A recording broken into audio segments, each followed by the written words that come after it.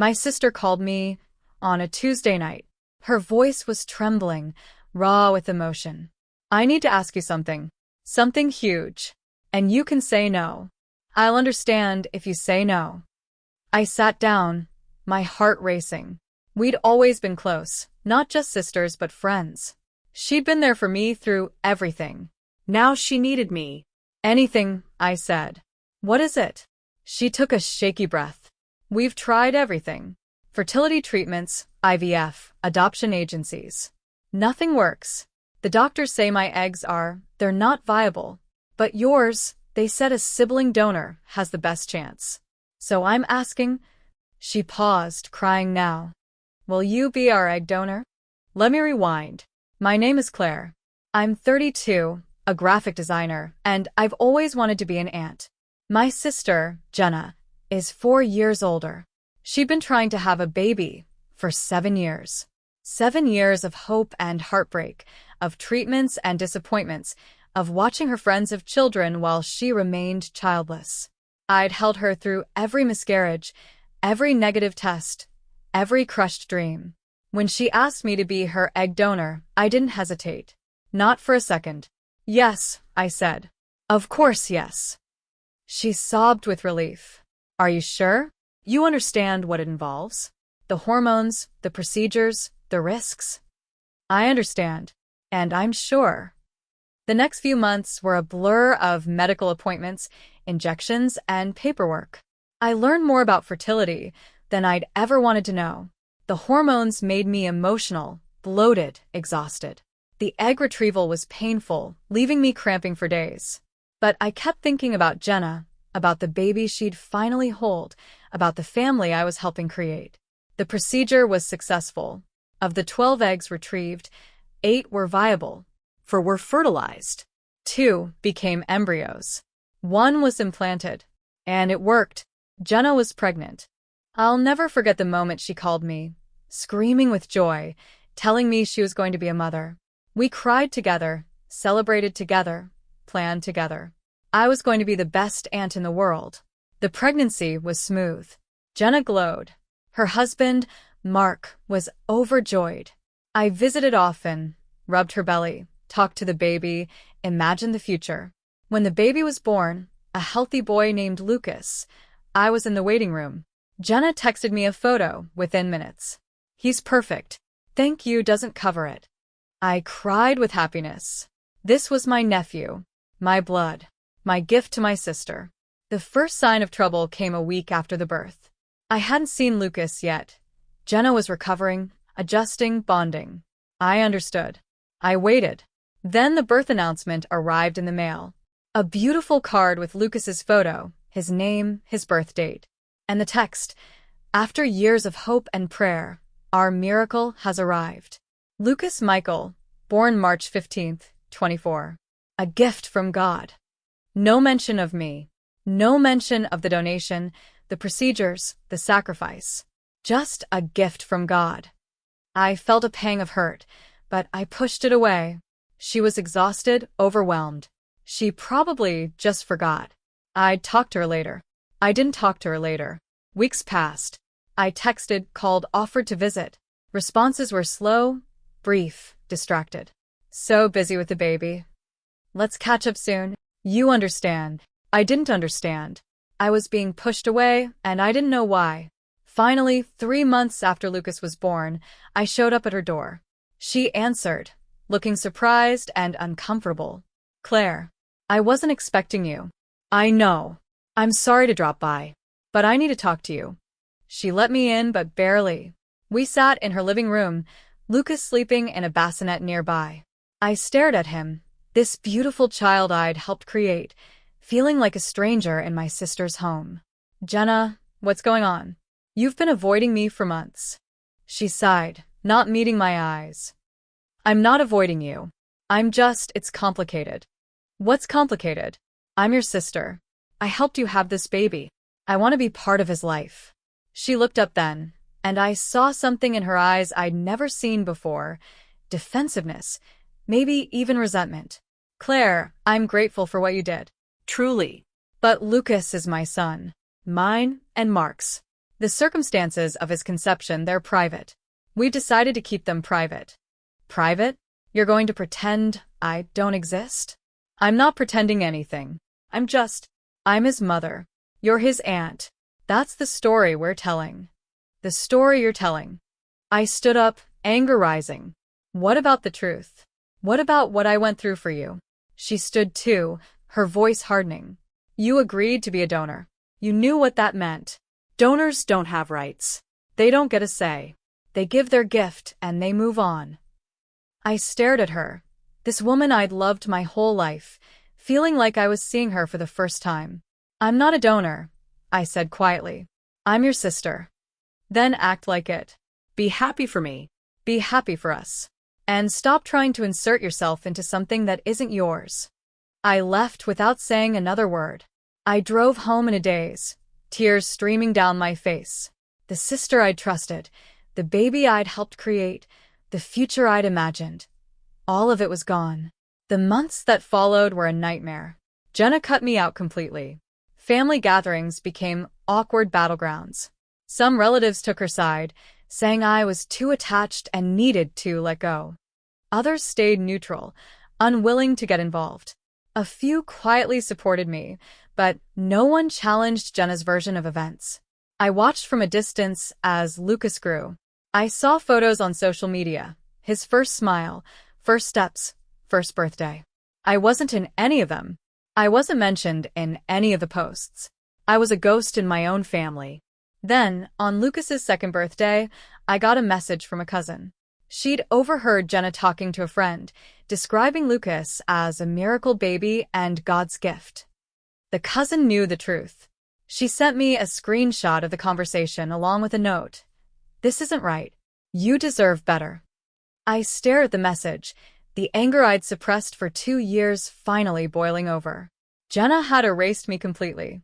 She'd taken my gift, my sacrifice, my biological connection to her son, and turned it into a fairy tale with no room for me. I called a lawyer. The lawyer's name was Priya. She specialized in reproductive law, the complicated legal territory of egg donation, surrogacy, and fertility rights. I sat in her office, my hands shaking, and told her everything. The years of hope, the procedures, the sacrifice, the birth, the silence, the erasure. When I finished, she was quiet for a long moment. Claire, she said finally, I need to be honest with you. Egg donors have very few legal rights. The contracts are designed to protect the intended parents, not the donor. But what your sister is doing, erasing you, denying your existence, that's not a legal issue. It's a human one.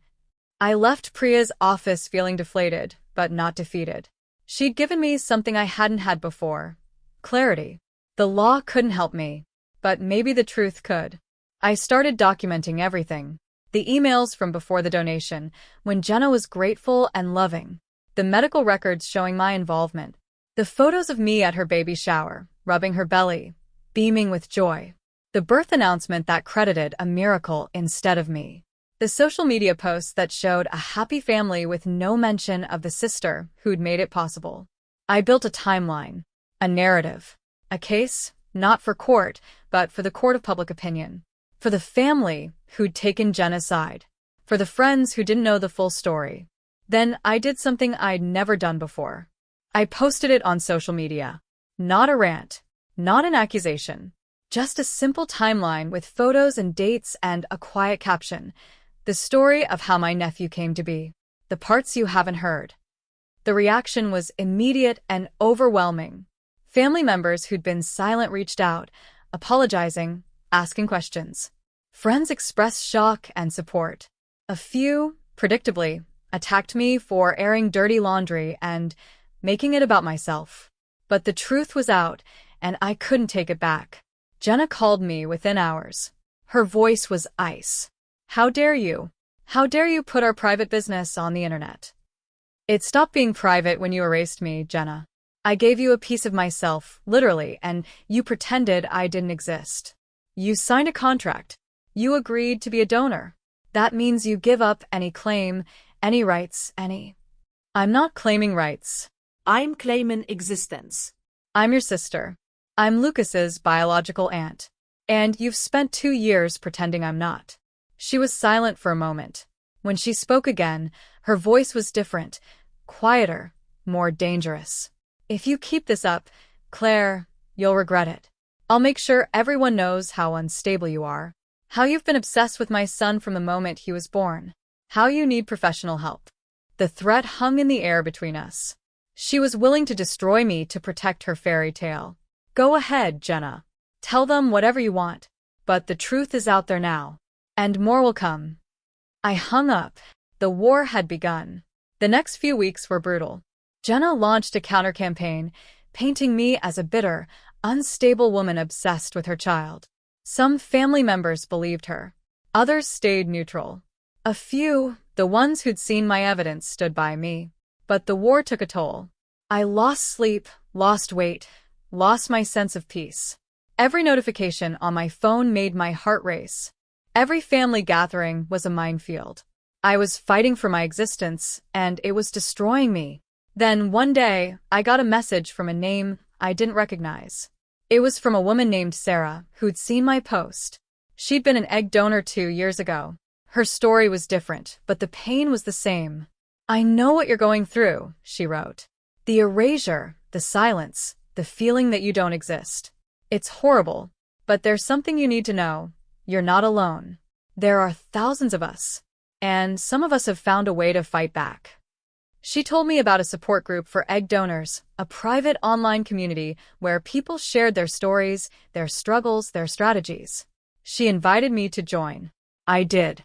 And for the first time in 2 years, I felt understood. The support group was called Donor Voices.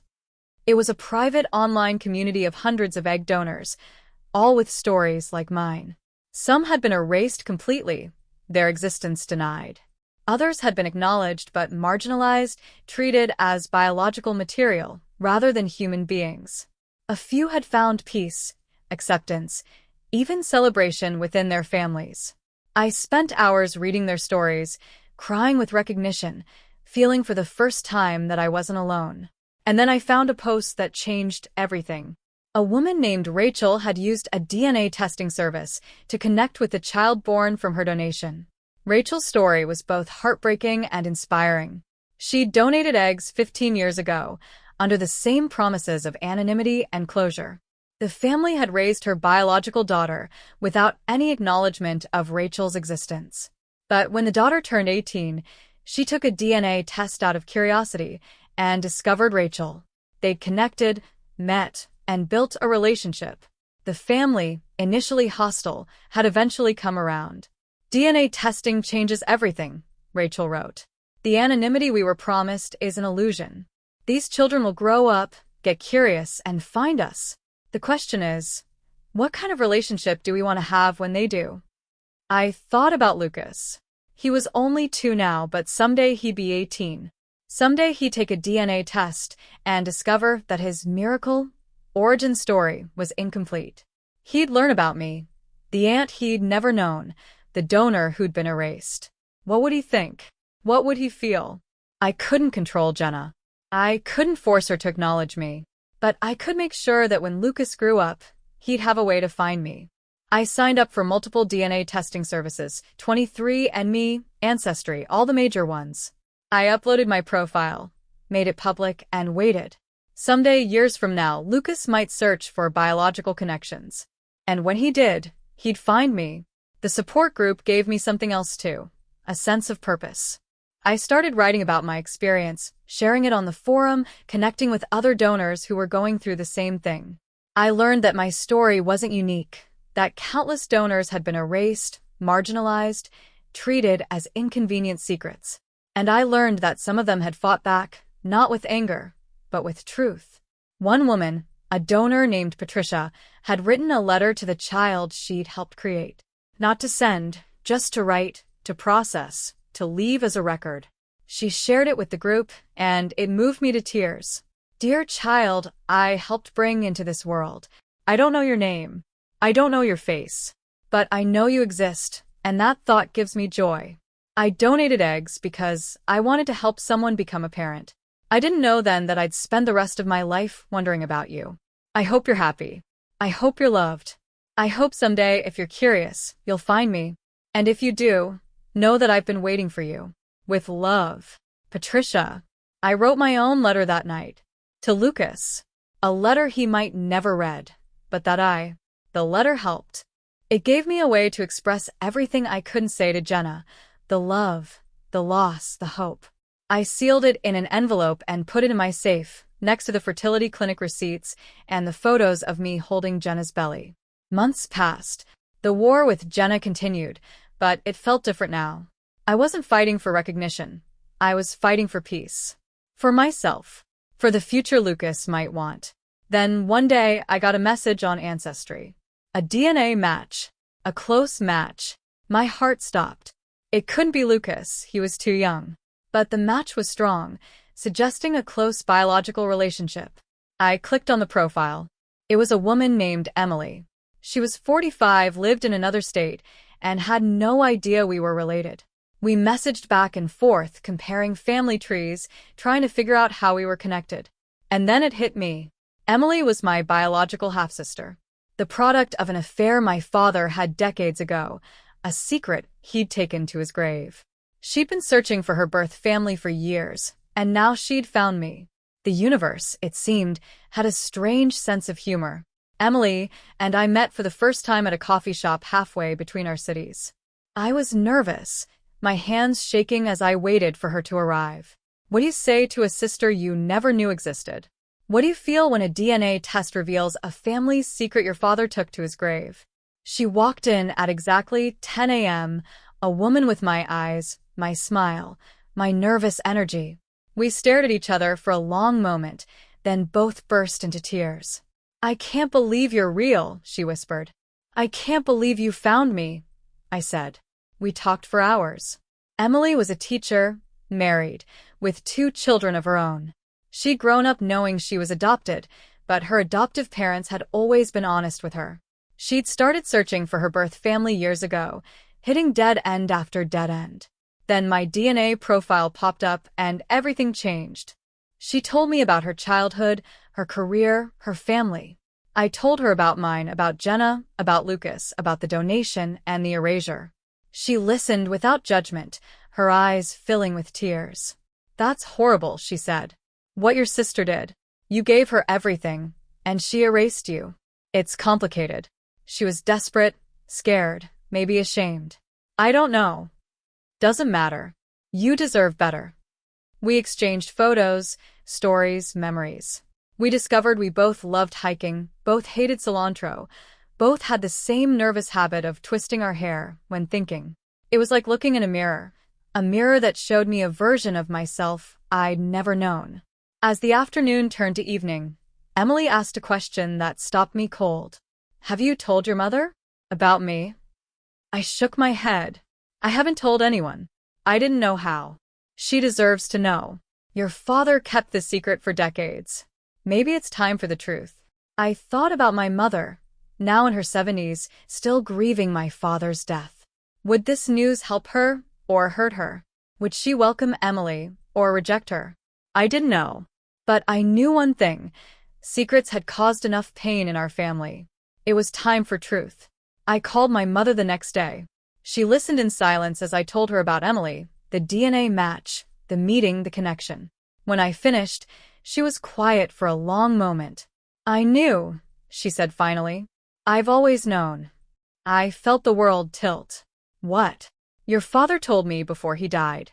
He'd had an affair, years before we met. The woman got pregnant, gave the baby up for adoption. He never knew what happened to her. He carried that guilt his whole life. Why didn't you tell me? Because it wasn't my secret to tell. And because I didn't know how. I'm sorry, Claire. I should have been honest with you. I sat with that for a long time. My father, the man I'd adored, had kept a secret. My mother had kept it too. And now Emily, the product of that secret, was sitting in my life, waiting to be known. I called Emily back. Mom knows. She wants to meet you. The reunion happened on a Sunday afternoon at my mother's house. Emily arrived first, nervous, carrying a bouquet of flowers and a photo album she'd brought to share. I sat with her on the porch, holding her hand. waiting for the moment that would change everything. My mother came to the door, saw Emily, and burst into tears. "You look just like him," she whispered. "The same eyes, the same smile." They hugged for a long time, two women connected by a man they'd both loved. I watched from the steps, tears streaming down my face, feeling something I hadn't felt in years: hope. The afternoon was beautiful and painful.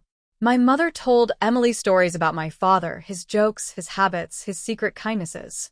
Emily shared photos of her own childhood, her adoptive parents, her family now. They found common ground in grief and love, in the strange bond of shared DNA and shared history. At one point, my mother took Emily's hands and looked into her eyes. "I'm sorry you grew up without him. I'm sorry he never got to know you. But I'm so glad you're here now." Emily cried. I cried. We all cried. Later, as the sun began to set, Emily asked about Jenna, about Lucas, about the sister who'd erased me. "Have you told them about me?" she asked. No.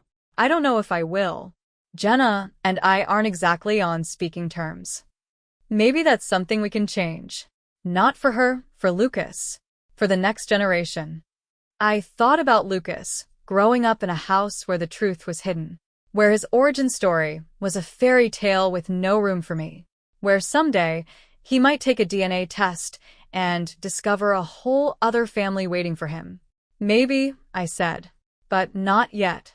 Not until I'm ready." Emily nodded. "Whenever you are, I'll be there." The weeks that followed were strange and wonderful. Emily and I talked daily, visited often, built a relationship from scratch. My mother embraced her completely, making up for lost time with a daughter she'd never known. The three of us became a unit, a small family within the larger, more complicated one. And then one day, I got a message from Jenna. Out of the blue, after months of silence. "Claire, I heard about Emily from Mom. I know about the half-sister, the reunion, everything. I also know that I was wrong. About you. About Lucas. About everything. I can't take back what I did. I can't undo the years of silence. But I want to try. For Lucas. For us. Can we talk?" Jenna." I stared at the message, emotions swirling. Anger, hurt, hope, fear. Could I trust her? Could we ever rebuild what she destroyed? I showed the message to Emily. She read it quietly, then looked at me. "What do you want to do?" "I don't know. Part of me wants to say no. Part of me wants to make her suffer the way I suffered. And the other part?" I thought about Lucas, about the little boy who was growing up without knowing his aunt, about the future and the possibility of a relationship with him. "I want to try," I said. "For Lucas. For the chance to be in his life." Emily nodded. "Then try. But protect yourself. Don't let her hurt you again." I met Jenna at a neutral coffee shop, the same one where I'd met Emily months before. She looked different. Older, softer, more vulnerable. There were no defenses in her eyes, just pain and regret. "I'm sorry," she said before I could speak. "I'm so sorry for everything. For erasing you, for lying, for pretending you didn't exist. I was scared and ashamed, and I took it out on you.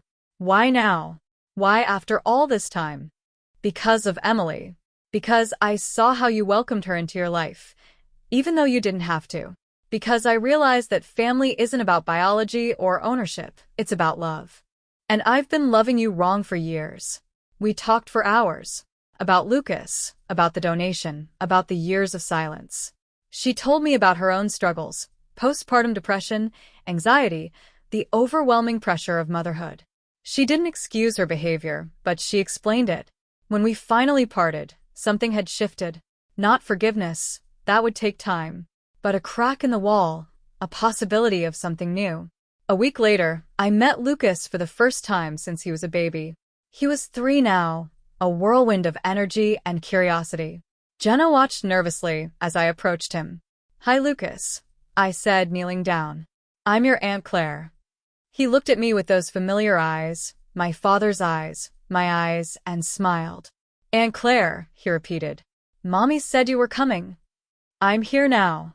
He hugged me, A spontaneous child's hug that melted something in my heart. Jenna cried. I cried. And in that moment, the years of pain began to heal. The micro-niche here isn't just egg donation or family secrets. It's about the messy, complicated work of forgiveness, not just for others, but for ourselves. It's about learning that family isn't defined by biology alone, but by the choices we make to love, to show up, to try again. It's about a sister who erased me and another sister who found me. It's about a little boy who brought us all together without even knowing it. Have you ever been erased from your own story by family? Did you find a way back, or did you have to build a new family instead? Share your stories in the comments below. Let's talk about the bonds we're born with and the bonds we choose. And if this story of donors, secrets, and hard-won peace resonated with you, share it.